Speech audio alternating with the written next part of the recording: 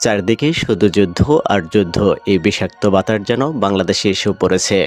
যে কোনো মুহূর্তে ভারত বাংলাদেশে এসে আক্রমণ করতে পারে।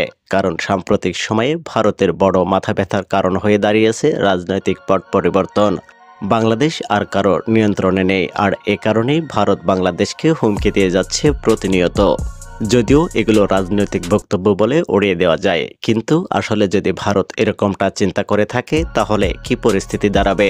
বাংলাদেশ কি পারবে পৃথিবীর চতুর্থ বৃহত্তম ভারতের সামরিক দানবের সাথে মুখোমুখি হতে, নাকি নতুন একটা গাজায় পরিণত হবে? নাকি ভারত বাংলাদেশকে আক্রমণ করলে নিজেই বিভক্ত হবে, আলাদা হয়ে যাবে সেভেন সিস্টার? আর চলুন সেই বিশ্লেষণই করা যাক। ভারতে প্রায় ১৩ লক্ষ সৈন্য রয়েছে, যা চীনের পরে বিশ্বের দ্বিতীয় বৃহত্তম বাহিনীর দেশ। তবে ভারতীয় সেনাবাহিনীর একটি বড় অংশ কাশ্মীর, মধ্যপ্রদেশ এবং পূর্বাঞ্চলে ৭টি রাজ্যে নিরাপত্তা বজায় রাখতে নিয়োজিত রয়েছে, যেগুলো সেভেন সিস্টার নামে পরিচিত। এই রাজ্যগুলোতে বিদ্রোহী দমন করতে ভারতীয় সেনাবাহিনী সবসময় মোতায়েন রয়েছে, যা ভারতীয় সেনার বিশাল অংশকে অভ্যন্তরীণ নিরাপত্তা কার্যক্রমে ব্যস্ত রেখেছে।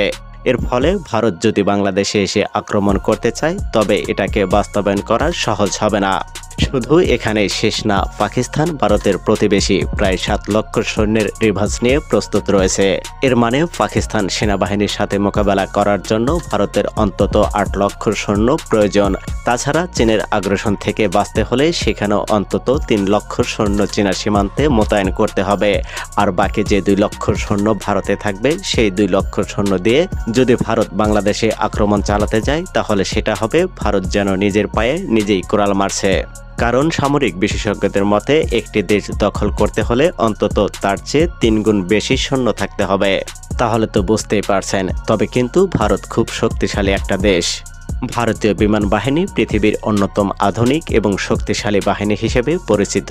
তাদের কাছে বিপুল সংখ্যক যুদ্ধ বিমান রয়েছে, কিন্তু মজার ব্যাপার হলো এই শক্তির পিছনেও কিছু গুরুতর দুর্বলতা রয়েছে, যা তাদের যুদ্ধের প্রস্তুতি নিয়ে প্রশ্ন তোলে। সবচেয়ে বড় সমস্যা হচ্ছে ভারতীয় বিমান বাহিনীর লজিস্টিক্যাল ক্ষমতা। ভারতীয় বিমান বাহিনীতে মোট 10টি ভারী পরিবহন বিমান এবং 30টি মাঝারি পরিবহন বিমান রয়েছে, কিন্তু এই সীমিতের সংখ্যা কোনোভাবেই ভারতের মতো বিশাল দেশটির সেনা এবং রসদ সরবরাহের জন্য যথেষ্ট নয়। কারণ ২০২০ সালে চীন সংঘাতের সময় এটি স্পষ্ট হয়ে ওঠে যে ভারতের পরিবহন বিমানগুলো ছিল খুব দুর্বল। এই অভাবের কারণে সৈন্য এবং সরঞ্জাম পৌঁছাতে কয়েক সপ্তাহ সময় লেগে যায়। আর এ কারণেই ভারতীয় বিমান বাহিনীর লজিস্টিক ফ্লাইটগুলো বাংলাদেশের বিরুদ্ধে সম্ভাব্য যুদ্ধে বড় ভূমিকা রাখতে সক্ষম হবে না।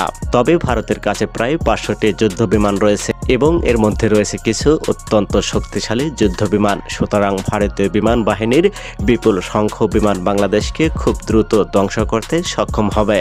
কারণ বাংলাদেশের কাছে এমন শক্তিশালী ফাইটার জেট নেই যা ভারতীয় বিমান বাহিনীকে প্রতিহত করতে পারে, এবং বাংলাদেশের বিমান প্রতিরক্ষা ব্যবস্থা আগ্রাসী আক্রমণের জন্য যথেষ্ট শক্তিশালী নয়। তবে ভারতীয় বিমান বাহিনীর জন্য কিছু বড় চ্যালেঞ্জও রয়েছে। ভারতের বেশিরভাগ ফাইটার জেট আধুনিক যুগে অতীত হয়ে গেছে।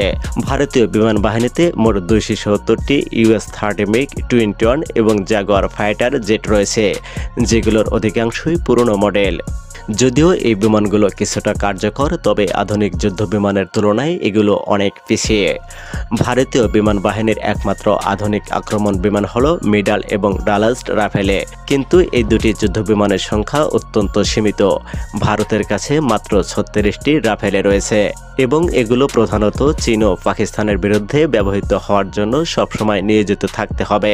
ফলে ভারতীয় বিমান বাহিনীর কাছে বাংলাদেশে কার্যকরভাবে ব্যবহারের জন্য প্রয়োজনীয় যুদ্ধবিমান সংখ্যা খুবই কম। আরেকটি বড় চ্যালেঞ্জ হলো পাকিস্তানের কাছে প্রচুর সংখ্যক আধুনিক ফাইটার জেট রয়েছে, যার মধ্যে A-16 ফাইটার জেট রয়েছে। তাহলে তো বুঝতেই পারছেন। এদিকে বাংলাদেশও কিন্তু একেবারে দুর্বল নয়। বাংলাদেশ সামরিক ক্ষেত্রে ক্রমাগত আধুনিকীকরণ করেছে এবং চীন থেকে উন্নত প্রযুক্তি সংগ্রহ করেছে। তবে আমার মতে এগুলো যেন কখনো না ঘটে, কারণ যুদ্ধের সময় হাজার হাজার নিরীহ মানুষের জীবন ঝুঁকির মধ্যে পড়বে। তবে এটি মানে এই নয় যে বাংলাদেশ মোটেই প্রস্তুত নয়। বাংলাদেশের সেনাবাহিনী উন্নত প্রযুক্তি ও দক্ষতা অর্জন করে ক্রমাগত শক্তিশালী হচ্ছে। তবে ভারত যদি বাংলাদেশকে আক্রমণ করার চেষ্টা করে, এটি শুধু সীমান্তের বাইরে নয়, আন্তর্জাতিক পরিসরে বিশাল বিপর্যয় সৃষ্টি করবে। অবশেষে আমাদের মনে রাখতে হবে যে যুদ্ধ কখনো শান্তি বা স্থিতিশীলতা নিয়ে আসে না। ভারত এবং বাংলাদেশ উভয় দেশের জনগণের জন্যই অত্যন্ত ক্ষতিকর হবে যদি এই ধরনের শত্রুতা সৃষ্টি হয়। প্রতিবেশী দেশগুলোর মধ্যে শত্রুতা সৃষ্টি হলে তা কেবল দীর্ঘমেয়াদী ক্ষতি করবে। সুতরাং যুদ্ধের পথে না গিয়ে শান্তি ও সহযোগিতার পথ অনুসরণ করা উচিত।